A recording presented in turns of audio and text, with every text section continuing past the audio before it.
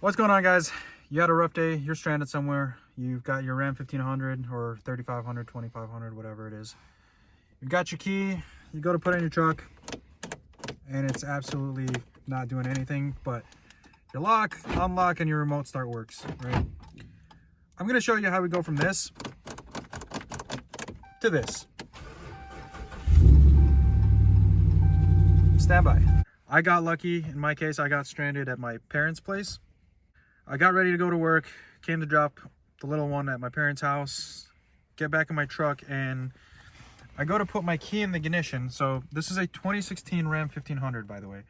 And it's got the key fob and key style fob. I think they call it the Fobix key.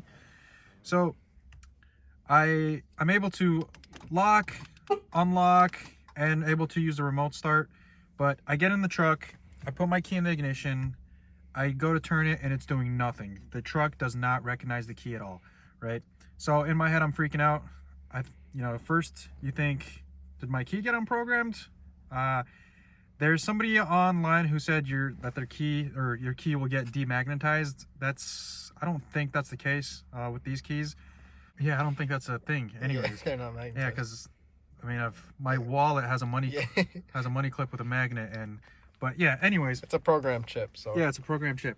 So, but then again, we're not experts at this. So to fix this, really all you need is a flathead screwdriver, a T20 bit, a T15 bit, right, and some sort of driver for it. And I believe the two screws that are at the bottom over here, they're either a 7, 8, or like a 10 mil.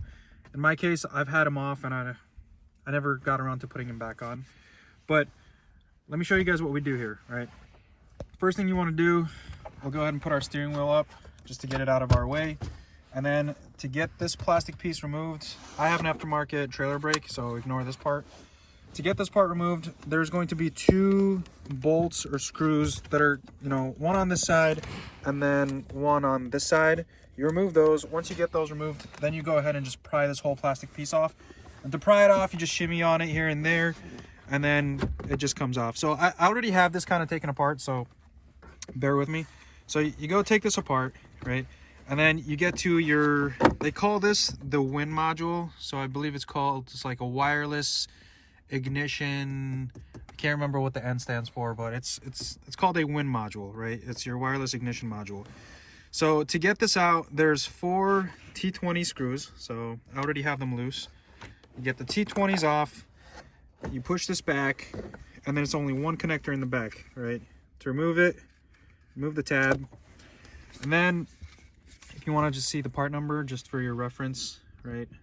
So that you can Google that part number and then it'll tell you exactly what this thing is. So once you have this removed, right, you're going to go ahead and T15 Torx, you're going to remove this one and this one, right? So I already have a T15 on here, and I'll go ahead and remove this. I was freaking out because my truck is in the middle of my parents' driveway. My mom can't get her car out, and my dad can't put his car in the garage. So I'm happy that after doing a little bit of research, we were able to find this repair. Once you get your 2 T15 screws out, you're going to go ahead and grab your flathead screwdriver. Now, make sure before you start prying on these, right, the first place you want to start prying on is right here. So you see there's like a little slot where you put your flathead screwdriver in. So you're going to go in, and then you're going to pry upward, and then we're just going to kind of like push off while we're doing it. And then you go ahead and just like pry all around just to get the, there you go, just to get all the other tabs off, right? And then the last one, there we go. All right, so once you get that off, set that aside. To get this out, just slides right out. Okay, so once you have this out, all you got to do is grab yourself either some contact cleaner, some electrical contact cleaner. Brake cleaner works, throttle body cleaner, whatever kind of cleaner that quickly evaporates / dries up will be sufficient enough. We used some carb cleaner because that's what we had access to, and then we took some compressed air You don't have to use compressed air, but just to be safe than sorry, took some compressed air all around it, got all the residue off.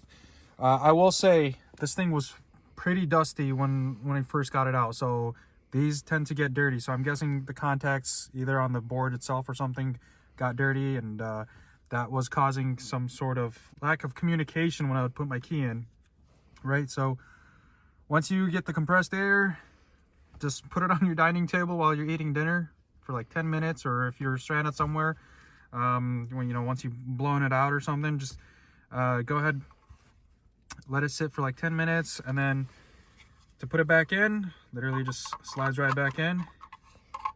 It's keyed, so you can't get it wrong. Let's see, doing this in the dark, just like that. And then be careful of these pins. Be careful, you don't want to bend them. So you're gonna go ahead and get the pins through the slots. Got the pins through there. There we go. We'll connect them together. We'll reinstall our T15 screws. So hopefully, you know, if you get stranded, it's at your house or right in front of an automotive store where you can get some brake clean and a T15 and T20, or if you already have one in your truck, that'd be great too. I'm just glad that this didn't happen at work, 45 minutes away from home. Okay, once you secure it, and it comes to a stop, so you don't have to worry about, what's it called, stripping it. So once we get that, we're gonna go ahead and you can either plug it in now or plug it in afterwards. Then we'll go ahead and reinstall it. To reinstall it, just grab our T20s, right? Well, if you want to verify, at this point you can actually try the key. So we'll go in. You can see it's recognized the key right away. Now on position, and I can turn it on.